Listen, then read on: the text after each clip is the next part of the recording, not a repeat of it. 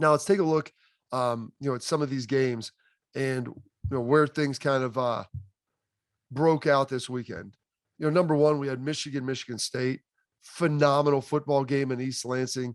You had 6-8, I believe, pairing off. They're now sitting there ranked at 9-5, and I think that that's about how it should have been. The line was 3.5, 4 points.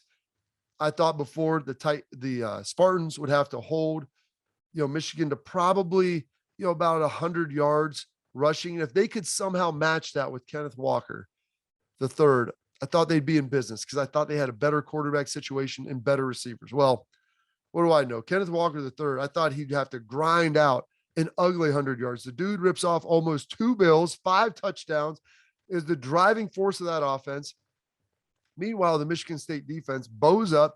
They do a great job of slowing down the duo of Corum and Haskins. Michigan doesn't even have 150 yards rushing, to their credit on the offensive side of the ball. Now, Cade McNamara has a great game, throws for close to 400 yards, does throw an interception, but being up 16 points, coming back, a pair of 2-point conversions, a pair of touchdowns late in the game when they need them. Kenneth Walker was there to make a play each and every time his team needed it. I'm telling you, I thought Michigan State would win. I thought it would be close, but I didn't think I'd be this impressed with how well they played. They looked really good. They're offensively very diverse. They made some big plays. One rough note, it looked like Jalen Naylor had a cast on his hand at the end of the game. I didn't see him out there playing. If he has to miss an extended period of time, that could be tough, because Michigan State has Ohio State the weekend before Thanksgiving, finishes with Penn State, and they're the highest ranked Big Ten team right now in all of college football, and they should be based upon who they've beaten and how they have looked. They have looked very, very good. And I credit both coaches in this, both Mel Tucker at Michigan State, who's one of the hottest coaches right now in the market. We'll see if he gets offered that LSU job. Speaking to some people involved with LSU, someone would prefer an offensive guy. Mel's done a great job. I don't want to see him leave Michigan State, but I can understand if he does, if they offer him the world down there. And I don't think they'd be wrong in doing it based upon what we've seen. They were picked to finish dead last in the Big Ten East, potentially 3 to 4 wins as their season win total, and he has flipped that on its head. Well done, Mel Tucker.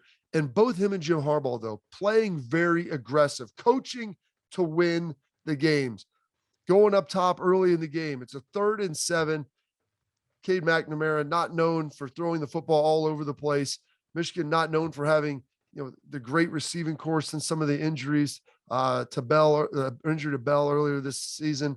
But Andrew Anthony, number 1, which they don't give out at Michigan lightly, playing receiver, a $155, basically through the air, 2 touchdowns and a 93-yarder to open the game and blow that thing open for Michigan State.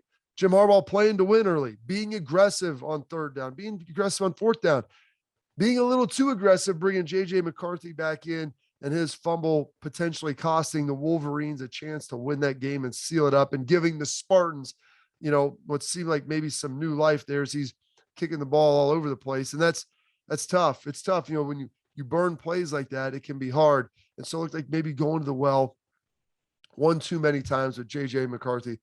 But on 4th down, you have Mel Tucker. It's 4th and 1. Instead of just running it, taking the shot over the middle, trusting your quarterback, big 40-yard chunk. Those are the plays. Those are the aggressive plays that you have to be willing to make. And it's easy to sit there and say they're good calls when they work out. I love it, whether they work out or not. And I thought both of the coaches played aggressive. They called a game to win, and that's how you're supposed to do it.